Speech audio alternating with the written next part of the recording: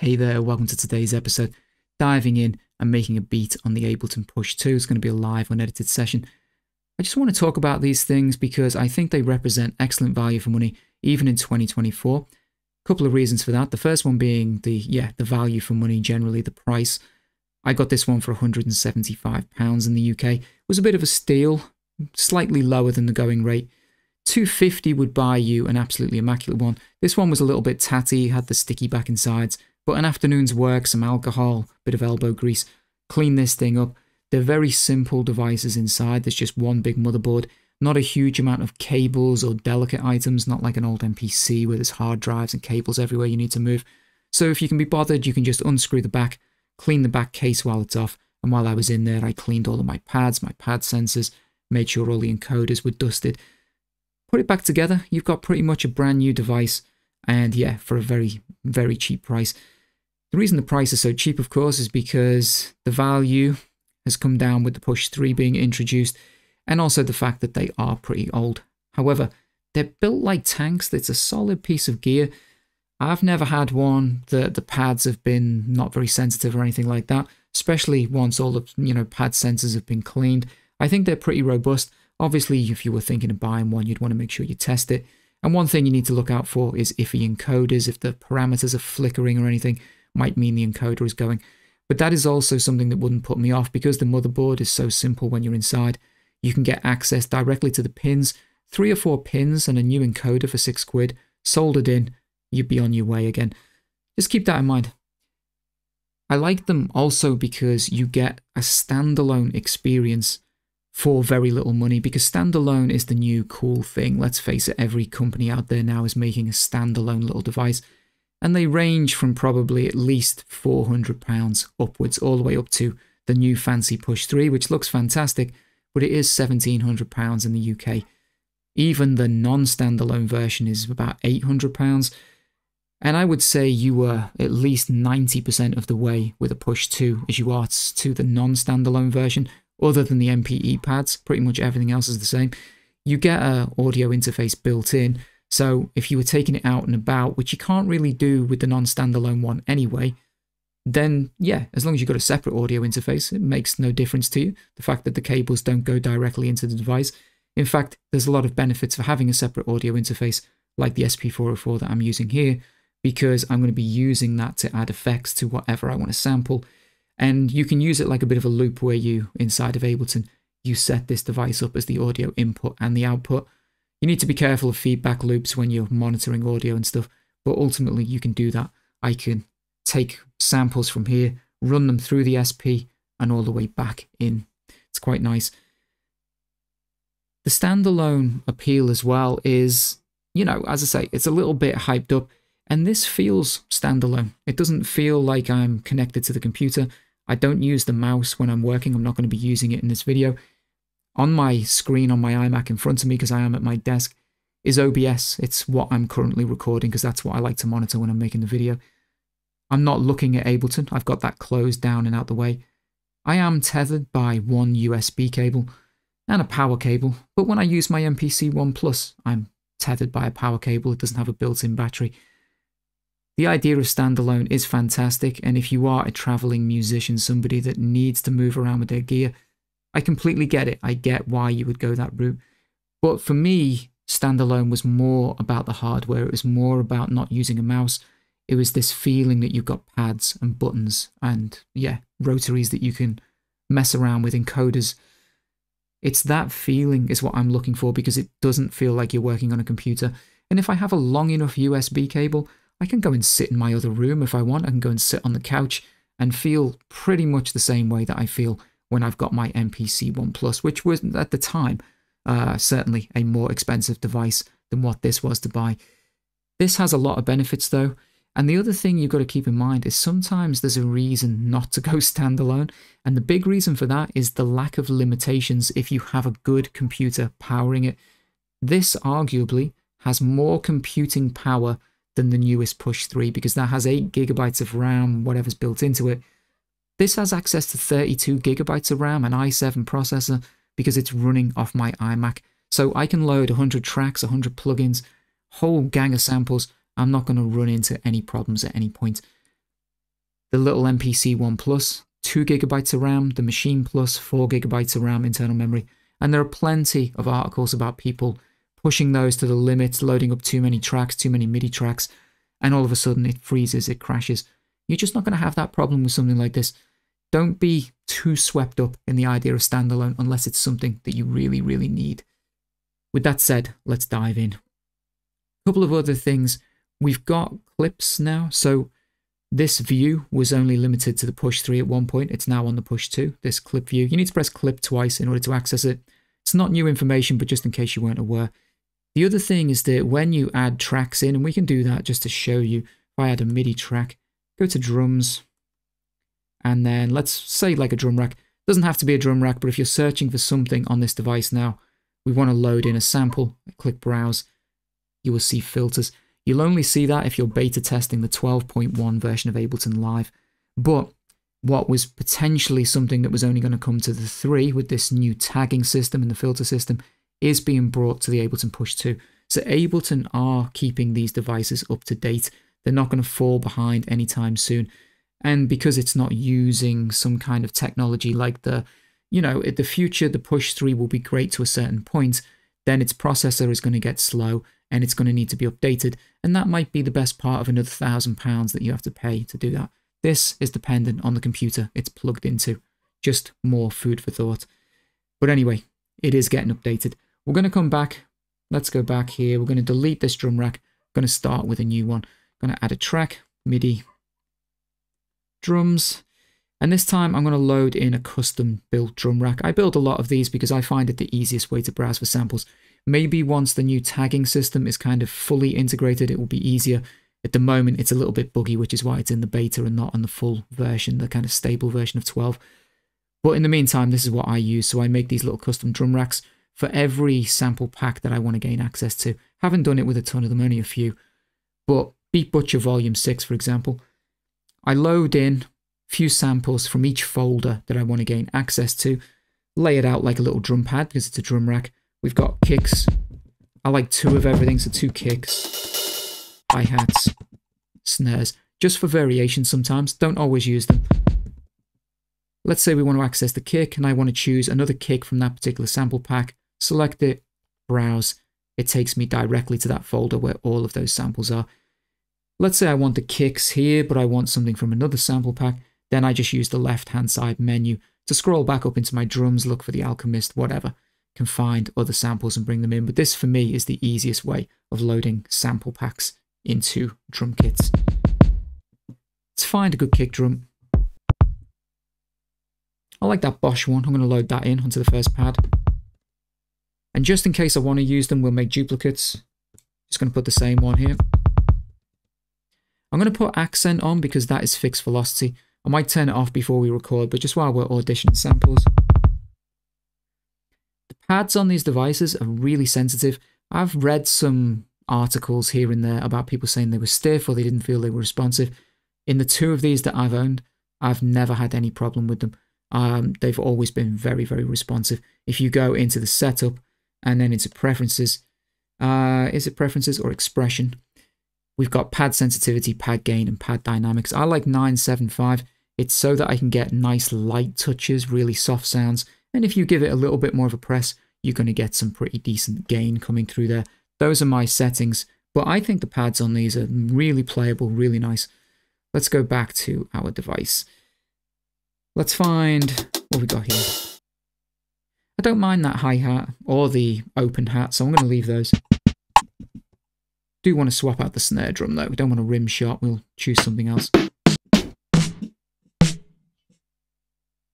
And actually, let's see what that... This Bosch snare too sounds quite good. So we'll load that in as well. And I'll duplicate it just in case I want it. So that's our main little kit. The other samples loaded in are probably just from other folders. So what's this one? Yeah, there'll be one that's got tom drums in. And that one might be like a bunch of effects samples. But if I want to dip back into that sample pack folder, I load them in anyway, so they're easy to find. If we go to the simpler, we can take a look at those WAV files. Again, what a really nice screen these devices have. You want to zoom in. Just super crispy, super clean. Reminds me a little bit of the Machine one as well. I still think like the LCD type, like the touchscreen on the MPC One Plus, isn't quite as crispy as this. It doesn't feel it to me. And another big benefit is that the Push 2 and the Push 3, as far as I'm aware, use exactly the same LCD screen. You're not getting something better on the Push 3. If we do Shift, we can change the color of the pads. That's important because when we start working with MIDI information, it just makes your life easier and it only takes a second to change the colors. Just do Shift and choose the pad you want to change. Let's say I want red, my kick drums. Hi-hats, I'll make like a blue color, pale blue. Snare drums, I don't know, a couple of shades of yellow. I'll change one of these to green, and this one's a purple. Really doesn't matter, but just so that they're separated, it'll make your life easier later on. The next really nice thing about the Push 2 is that you can use MIDI Capture from Ableton directly on the device. Again, no mouse, no computer screen, just do it here. So if we noodle around and do some drums, we can play around with that. I'm going to turn accent off though. I don't want fixed velocity. I want some variation in my drums. So let's see what we can come up with. I'm going to aim for like a 2-bar loop. And if we just check our current tempo, because we haven't looked, if I press this button at the top, I've just put my finger on it. Tempo is 61 BPM. I like the fact that these are touch sensitive encoders. You can touch and select things. It's really nice. 61 BPM is what it's got here. Let's see what it calculates when I do like a little basic drum loop.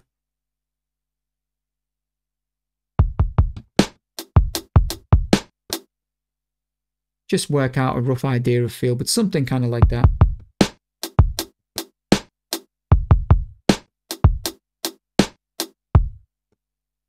You'll notice I come around and left one extra kick drum. If I do record anew,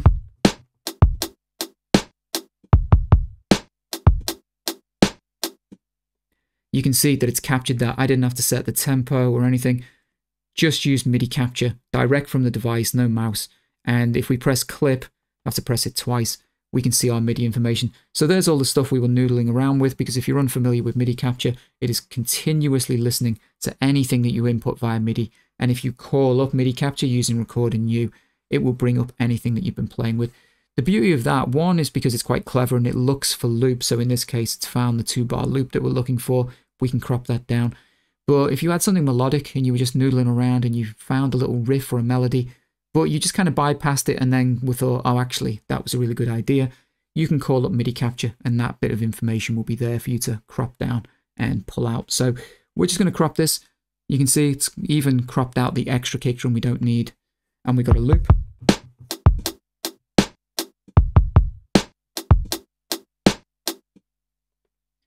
Really nice.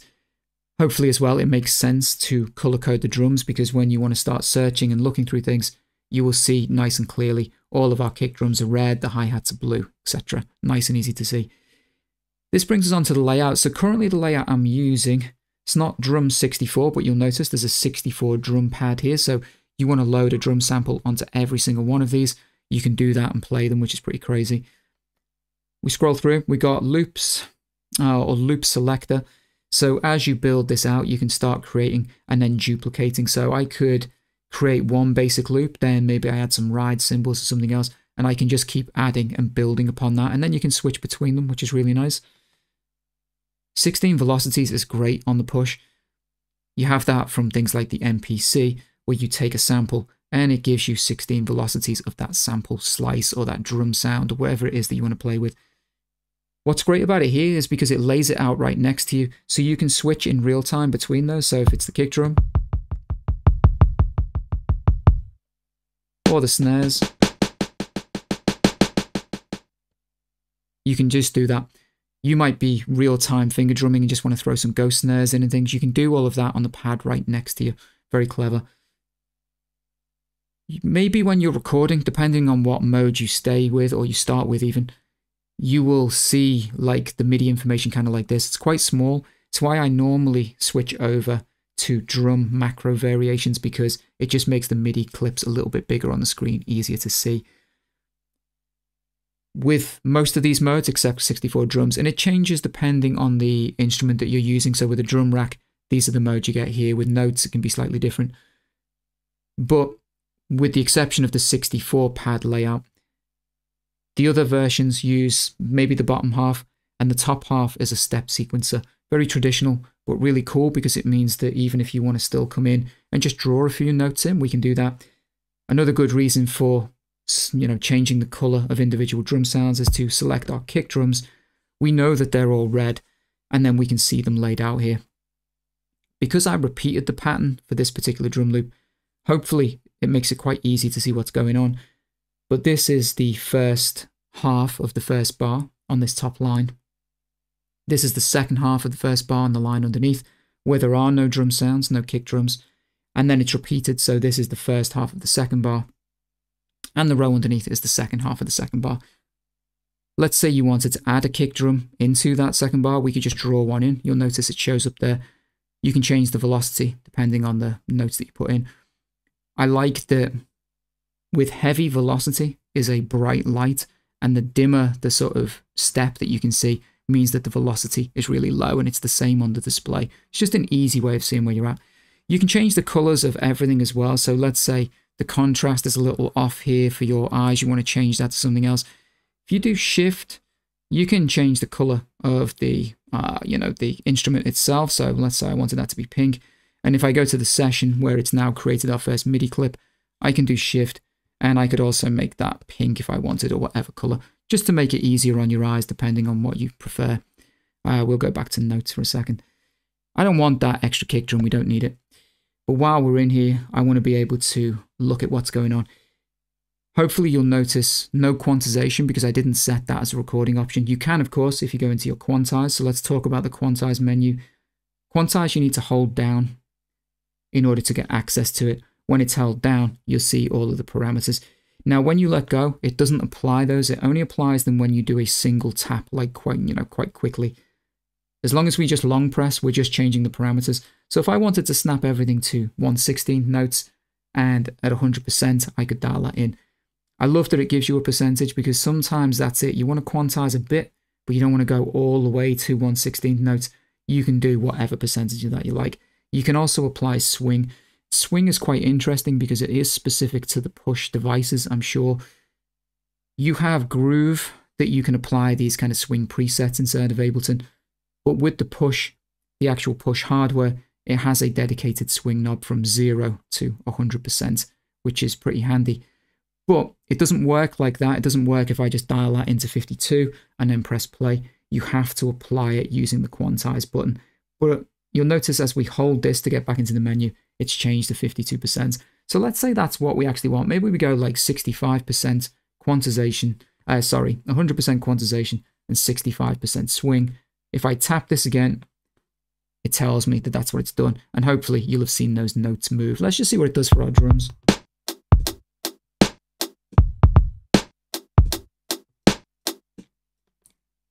Gives it a nice swing and a nice kind of feel. Understanding the step sequencer is useful because sometimes you want to come in and just tweak the odd little MIDI note here and there. You might want to shift things around off the grid. When we press, like I said, this represents the first half of our first bar. So basically where these 4 notes are here, when I press one, it zooms in, and then I've got all these options. We've got probability if I don't want it playing all the time, velocity, and then the range. You've got a fine percentage, and which is related to the step length. So if you increase the length of a note, you'll see that. And we've also got nudge for just manually shifting things around. You're not limited also to just one note. You can select another one or another one. And even if I select one down here, it will zoom out and grab the note over there. You just need to have as many fingers available to you as you can grab notes. So that's pretty cool. If we take a look at, say, our snare drums, we can see all of these. The big thing I'm mainly interested in is just adding little bits of velocity variation. So maybe I make that one a little bit quieter and the one over here a little bit quieter. Same with our kick drums. If we want to just have some slight variation, maybe I want this second kick drum to be a little bit quieter. Can do that. And the same over here, maybe just replicate that a little bit, just to give the drum loop some variation and some life. Same with our hi-hats, we can select all of those and just move around. We've already got some variation because I can see the notes are kind of more dimly lit in places.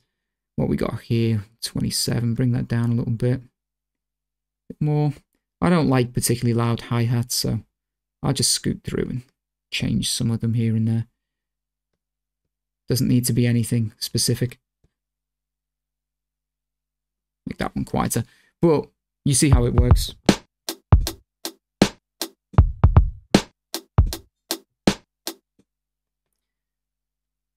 We still have resampling on the device, which is nice as well. So there are ways that you can use resampling to bake that loop down.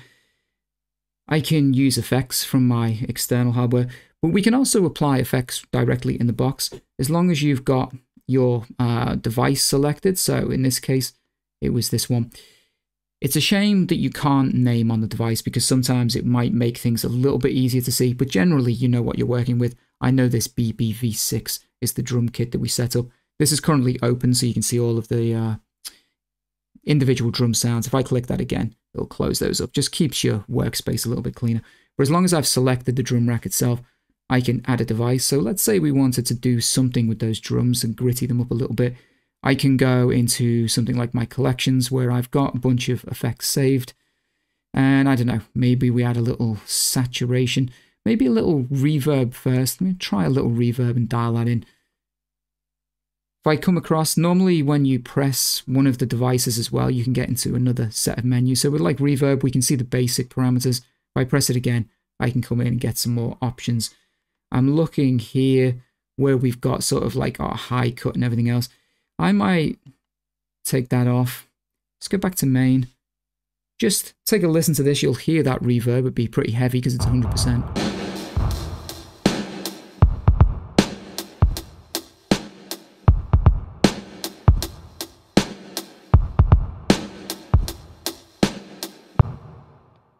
But an easy way of adding in some reverb. You're not limited, so I can just keep doing that if I want to add another device. Let's say this time we do want to add a little bit of saturation, see if we can get them to gritty up a little bit. I can now do that. I've got all of these options, analog, soft size, plenty of stuff you can mess with. Let's just leave it with analog, and we'll just dial in the drive a bit.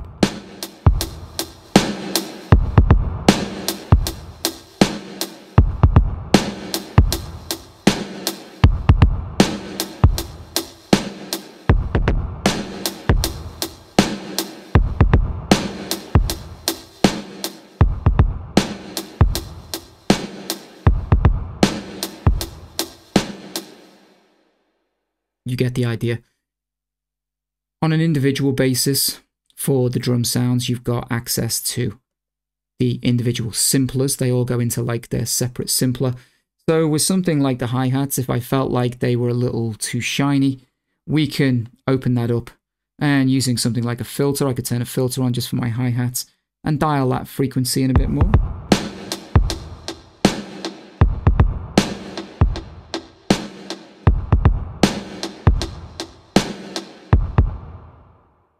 Got resonance and all the usual stuff. Got all these nice circuit features as well. You can have different types of filtering, clean, and then you can start distorting them. Loads of creative potential. So we've made some drums. Let's add something else in so that we can take a look at some of the other features. What we've got is a audio track. So if I go back to the devices, you can see I've got this basic audio track. You need to have something when Ableton boots up. It can be an audio track or a MIDI track.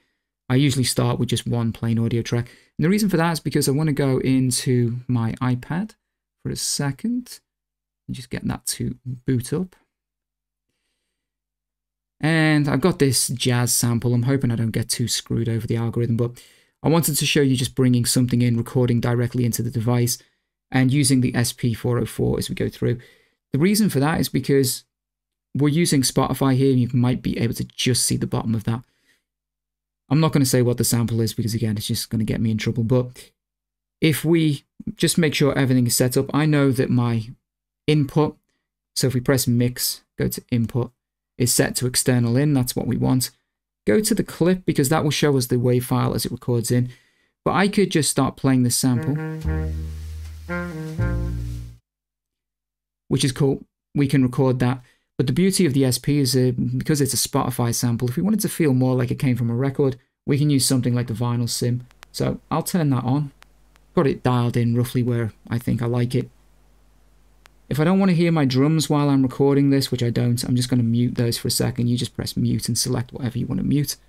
And now I can hit record, and we'll record that in real time. So let's just take a piece of this audio.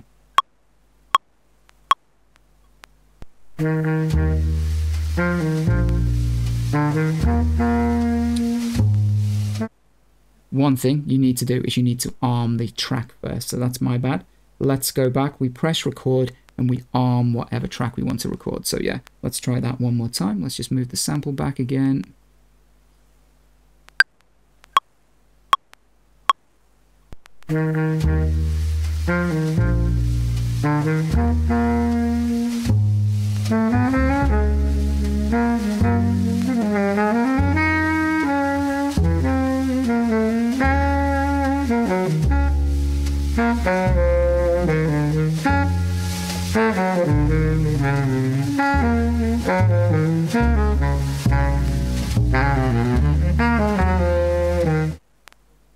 Gonna stop it there.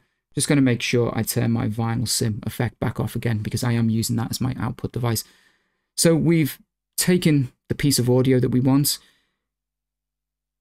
Again, because it's Ableton, let's say this was a perfect loop that we just recorded, or, you know, we cropped it down to a perfect loop. It will warp it and play it exactly in time with our drums, and we've got all of these really great warping algorithms that we can mess around with to get that to work. So if you're just into putting loops in, it's a real easy thing to do here as well, especially if you just want to record something and loop it up. But we want to chop it up, so we're going to just make sure my mute unlock is turned off for a second. I'm going to convert this to a simpler. Just creates like a duplicate. I don't need the first one because we're not going to use that now. And just to be more organized, we'll get rid of that. I'm going to unmute my drums so that we can play around with those. And we can see our WAV file now in classic one-shot mode. Pressing the simpler again drops into better access to the menu, so we've got more menus and options available. Global. Let's just change the gain. I'm trying to do this so that you guys can see what I'm doing on the screen, so I'm trying to keep my hands out of the way. Let's just give it a decent bit of gain increase. You'll notice that in this particular mode, it's just playing the sample at different pitches depending on where we play. We're going to come back to main.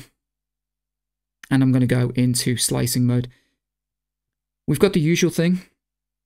So here it is slicing by the transient, so like an auto chop. You've got by the beat, so you can do it by quarter notes, that kind of stuff. Region, for your typical things, you have a loop and you want 16 equal slices. We can do all of that.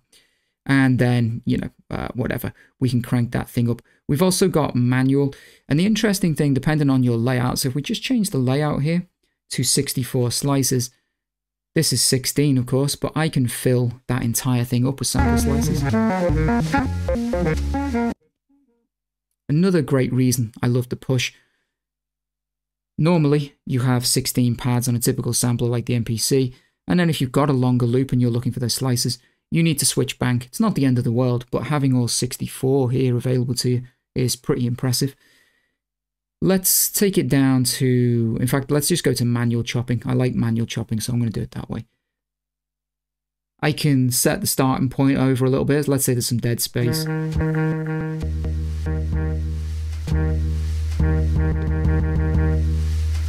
Or I just want to start from this point.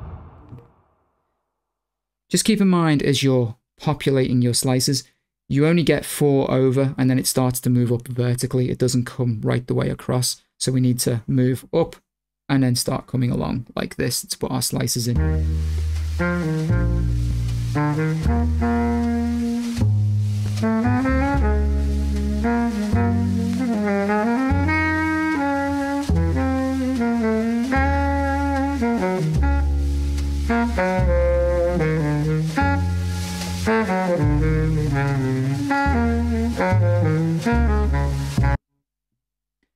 That's going to be good enough.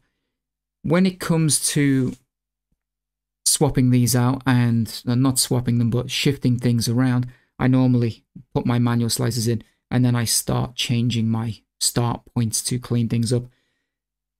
You don't use start and end, not in this particular mode. That's what you would assume, but actually you use nudge to clean up a little bit.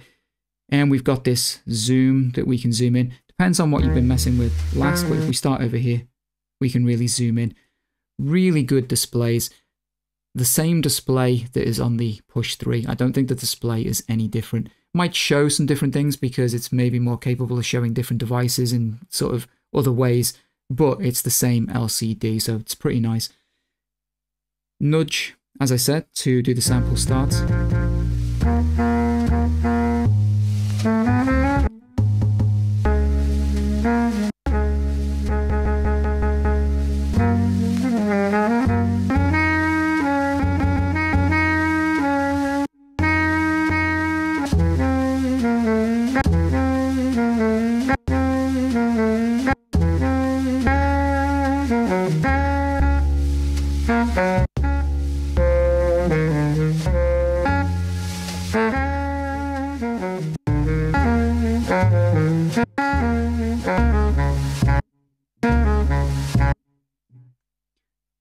Good enough. You can mess around and play around to your heart's content.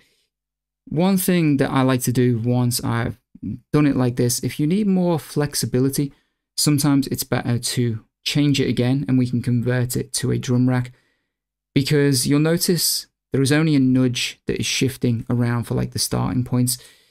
You can mess around with endpoints, but it's kind of easier sometimes to do that in a drum rack. And there's another couple of things that I want to show you. So let's do that. We've got the sample chops. They're roughly where we want them. I can convert. The one thing that I would do before I convert it though is find the pitch that I want. So I'm going to go to global. And I'll tell you why in a second, but let's just pitch this to whatever we want. So we've got global and we can transpose the whole sample range.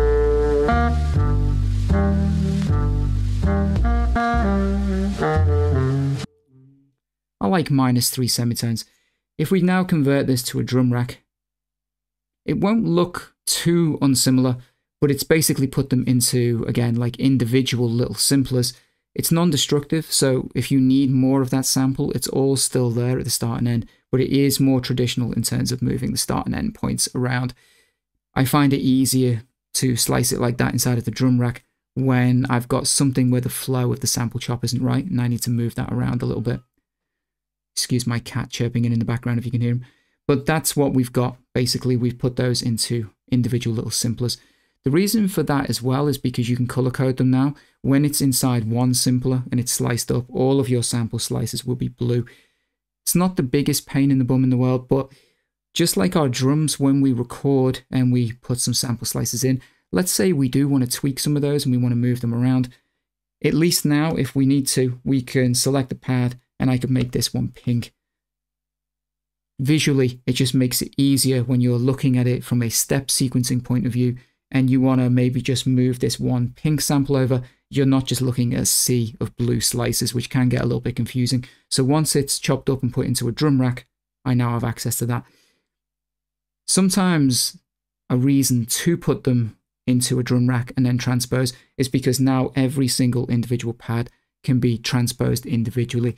But if you are looking just for a global transpose, it's easier to do that in the simpler.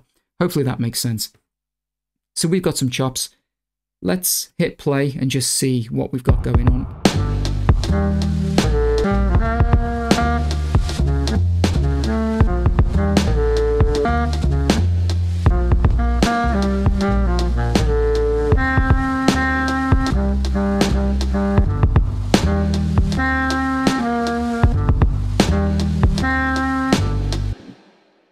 Okay, I can see a basic idea, something that I quite like the idea of. One thing that we can play around with still is like our modes, so 16 velocities. That can be really cool for sample slices because with these like old horns, you get that kind of 90s vibe, so...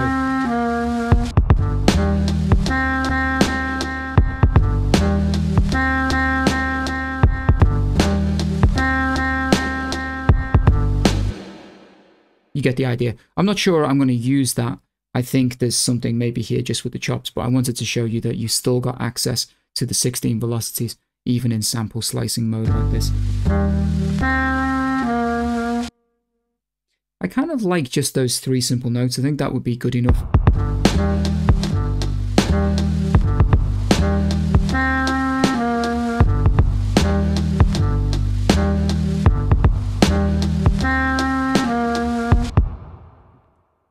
And here's is why I moved it over to the drum rack, just to make my life a little bit easier. I want to independently play around with this slice. The timing of it is a little slow, and so the solution to that is to just make it shorter, the start point, so that we get to the kind of little horn a little bit quicker.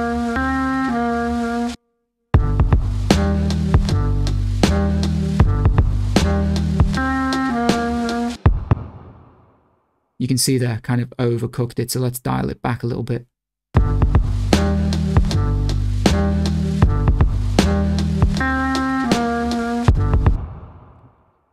And again, still maybe a little short.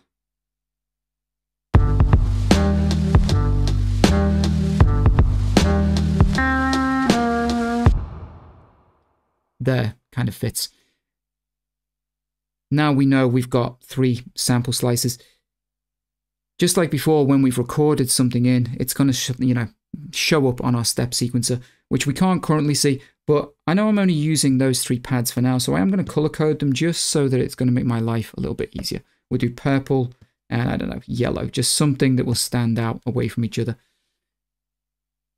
With every device, you can add effects in, so we go back to audio 1 where we know this is our, it's now been converted to a drum rack. We can add some effects to that. So popular thing that I do quite often would be to go into effects, and I'm going to apply some delay.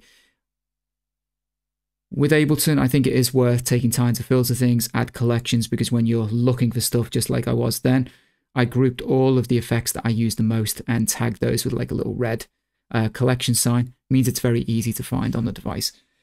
So we've added some delay.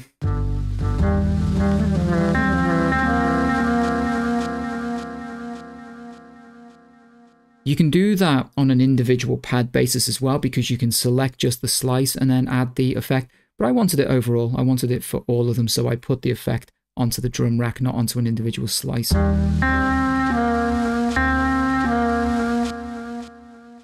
Just like a little bit of delay, just kind of adds overall. So let's record in what we had, or we can try and use Midi Capture again, so we don't even need to record it. So we'll just loop it around, see what we've got.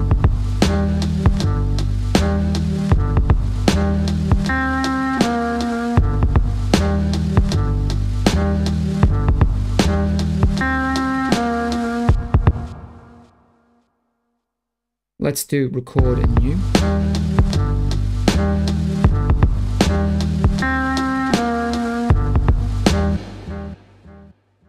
We technically did 4 bars worth, but it's picked out a 2-bar loop, which is good enough, and we can crop that. And now we see certain things will begin to appear on our step sequencer, so we can see our yellow. Color coding just makes it so much easier. If I had some of these slices, these pale blue, and every single note is pale blue, just becomes a pain when you're looking for things. But here, it's nice and simple because I know that first slice is all my pink stuff. I can see it. And I can just make sure that maybe this is, right at the beginning. I'm looking at velocity as well. I should have put fixed velocity back on, but it doesn't matter. And here, that feels all right.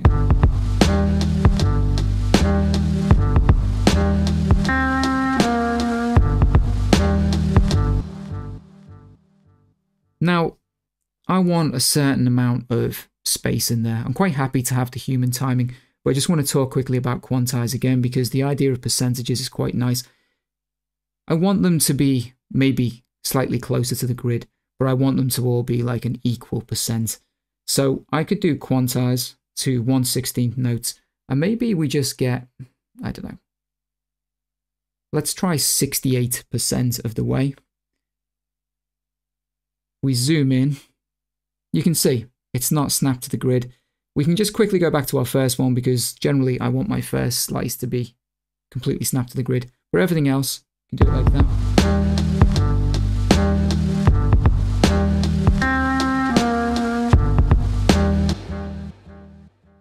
And actually, I like the human timing of it a little bit more. It was a little bit more spaced out, but I just wanted to show you that that percentage of moving against the grid is better.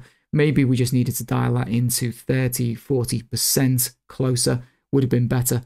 But I'm just going to undo it and just make sure it puts it back how we had it originally, which would be kind of like that.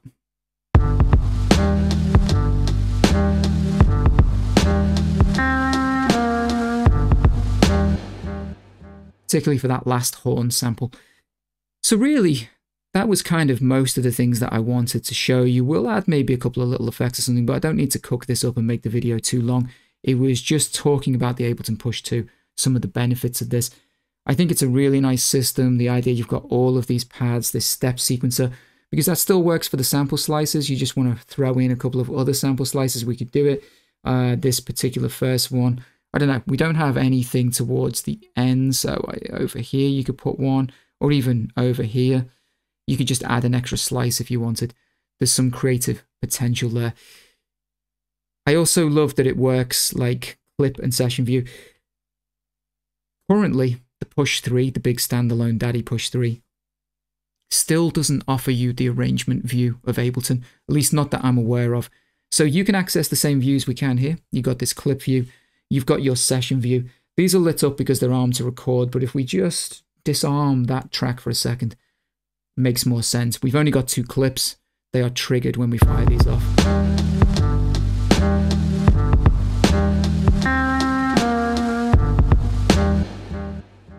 Because we've got this kind of like scene session workflow.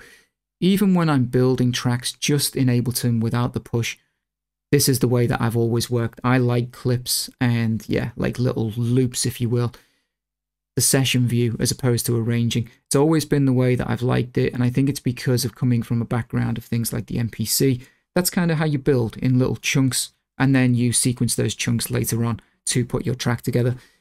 The beauty of that is that when you record, you can record in real time, even from the push device into the arranger, which is pretty cool. So you can start recording here with the sessions and be bouncing through the different clips in real time with effects and maybe some, automation, whatever, to give the track like a lot of life. Sometimes when you build left to right, very linear, it's like building blocks lacks a little life.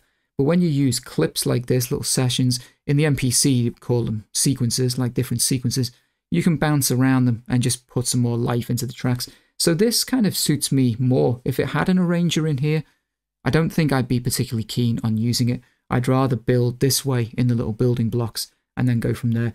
And that's really simple because it's just a case of duplicating and deleting things that you don't want. So let's say this was the beginning of a track, we like the idea. I can duplicate both of these, or maybe I just want to duplicate just the horns so that as I start this off, we've got these.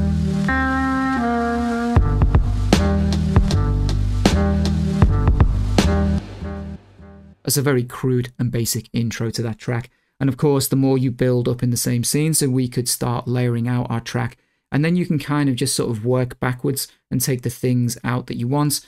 You can mute and you can do all of that all while it's kind of recording. You've got really good automation on this device, so you want to automate filters, weird effects, loads of stuff that you can do all directly from the hardware.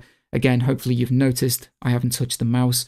I guarantee you I'm not looking at the iMac screen, only what we can see here. And once we've got this built up enough into beat idea, arranged in some kind of way, we can bounce through. If I really need to, then I can pull out the mouse, we can name a few things, save the project, which you can still save from the device and all of that. But yeah, I hope that's been relatively interesting. Let's just, for the sake of it, add maybe one more track with a few little effects and something fun. Maybe just take a quick look at the master channel and the mixer, because that's something else I didn't really look at. Let's add another track in. We'll add a MIDI track. And I'm not sure here. Let's add a simpler. So inside the collections, or however you want to get there, I saved a few different things. Actually, I'm going to come back up. No, let's do it that way. Let's add a simpler. We'll add a simpler in. So of course, we're adding another device, another track. Go to the device view. I just want to go back to notes view. That's what I'm trying to do. You'll see it tells me browse, so I can load something into my simpler. Let's say that was like an instrument sound. If I go up to my WAV files, then go, whoops, not current project, sorry. Let's go to WAV files. I can then find sample packs and one of my own, because I know I've got a load of C note samples in here. So let's say we want to add some mallets or something in here.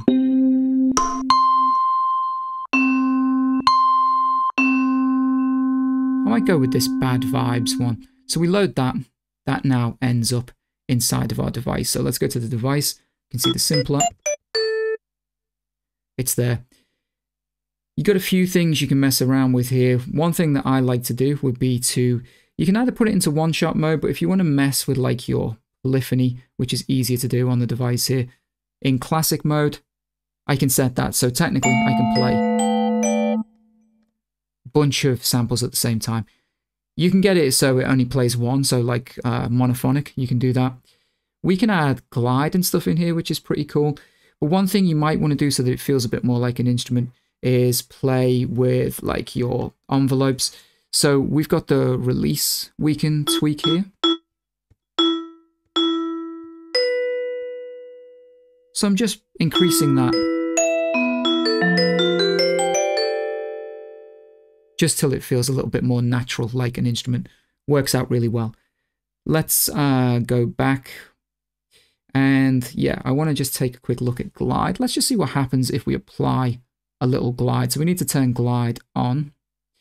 Let's move it to glide.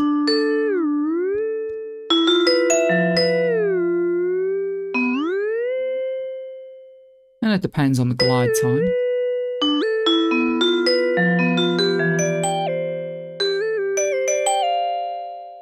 It's just a really nice effect.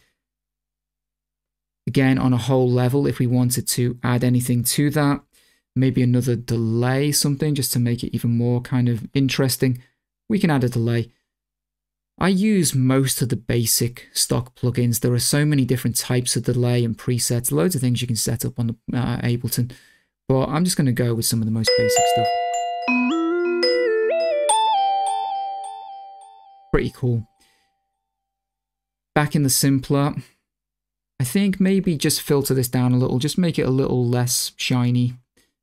Use the frequency. It's a low pass, but of course you can choose the type of frequency you want to choose, low pass, high pass.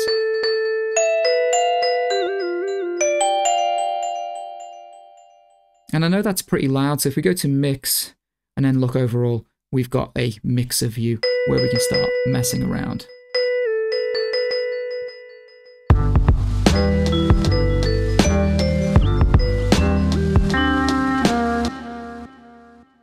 So then we get into another feature of the device, which I quite like. There's a couple of ways that you can do things, but we are in like a notes mode for the simpler, so you can see that to put all of these notes. Let's just go back so that we can see the simpler itself. Sometimes it's nice to be able to see the note. You've got scales. So currently this is in C major scale. We can change all of that. Depends on what you can be bothered to do. So sometimes while this is playing,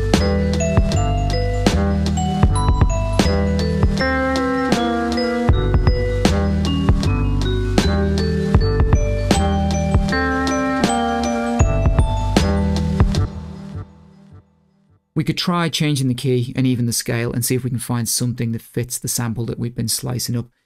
I'm not particularly too bothered, but I just wanted to show you that this is here because it's a really nice way when you're creating beats from scratch. You load up instruments, you can just kind of play with the scales and keep it in key, and you get a bunch of chords. Depending on the notes that you press. I'm going to switch it into chromatic because I think we'll just roughly work out. I don't want to add too much to this. I just want to add a couple of this like weird little sort of vibraphone noise.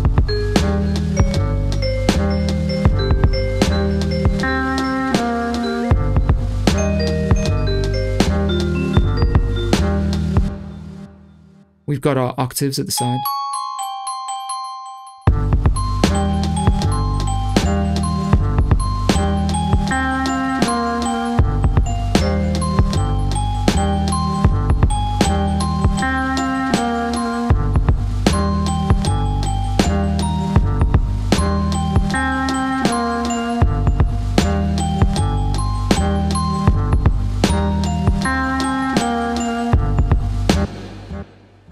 Let's say it was something like that. I don't want to make the video too much longer. Just want to show you some of the functions.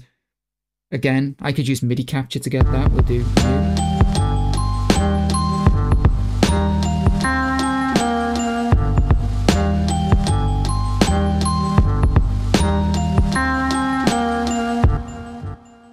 Those notes aren't perfect, but you get the idea. We could crop that down.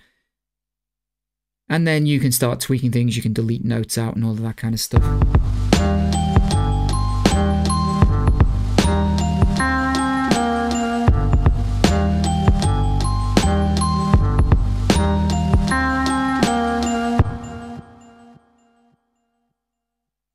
And I like that we've got some options. So let's say I only really want the first part. Maybe I don't want the second part of that. I can crop the length down to 1 bar, crop it. But if you increase the length again, I can just put some space in there for like 2 bars.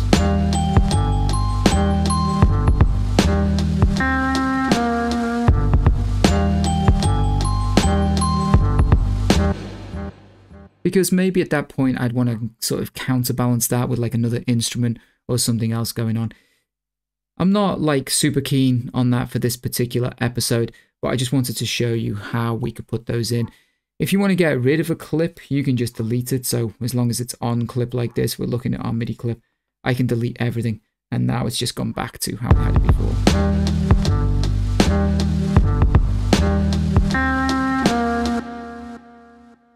And I think to kind of wrap up this video, we'll kind of leave it there. I was thinking about adding more things in, but I think we've done enough. In other episodes, I want to come back and use the Push 2 a lot more anyway, because I think it's great. Just wanted to show you some of the basic features. If we take a look at our master, we've got a master channel that we've got access to. If I click device, I usually have a bunch of stuff loaded up in here. You can see I've got an old Ozone 8 vintage limiter. We got some compression, RC20. Using mute, I have them all turned off by default, but I can use mute and just turn some of these on. So let's say we add some compression and an RC20. We haven't really left any headroom, but you get the idea.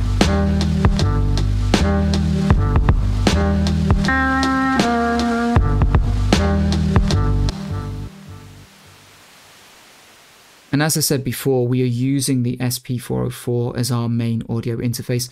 So I can go back and apply maybe some more of our vinyl sim effect, add some more compression, really gritty this thing up. We can dial in the like flutter and make it all kind of wonky, kind of Conductor Williams vibe. You can do that sort of thing. And I can record that directly back into Ableton. So I'm going to sign off there. I think what we'll do, we'll just play out on the beat. I've showed you enough for this particular episode. I hope you've enjoyed it. I hope you've learned something about the Push 2. And as I said at the very beginning, just try and keep some of these, maybe some of these older devices in mind.